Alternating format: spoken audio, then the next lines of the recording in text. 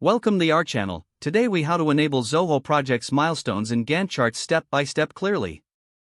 To enable milestones in Gantt charts in Zoho Projects, start by logging into your Zoho Projects account. Navigate to the specific project where you want to enable these features. Once you're in the project, look for the Settings option in the sidebar. Click on Settings to open the Project Settings menu.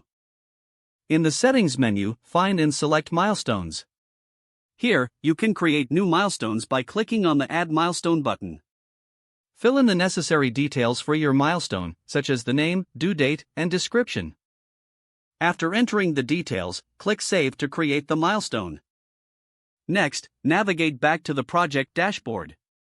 Now, look for the Gantt chart option in the project menu. Click on Gantt chart to open the visual representation of your project timeline. If prompted, enable Gantt charts by toggling the appropriate switch or checkbox. You should now be able to view your project tasks and milestones represented in the Gantt chart format.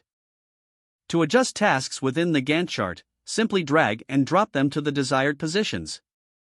Review your Gantt chart regularly to ensure that you stay on track with project timelines and milestones. You have successfully enabled milestones in Gantt charts in Zoho Projects.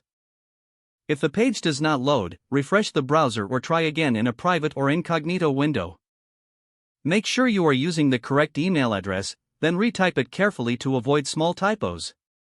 If your password is not accepted, use the Reset option and create a new strong password you can remember. Check your spam folder for verification or security emails, then complete any requested confirmation steps.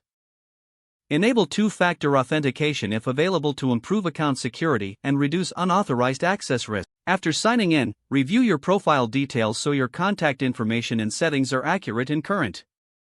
If you see an error message, note it down and try again after restarting your device and internet connection. Log out when you finish, especially on shared devices, to keep your account and payment information secure. If the page does not load, refresh the browser or try again in a private or incognito window. Make sure you are using the correct email address, then retype it carefully to avoid small typos. If your password is not accepted, use the Reset option and create a new strong password you can remember.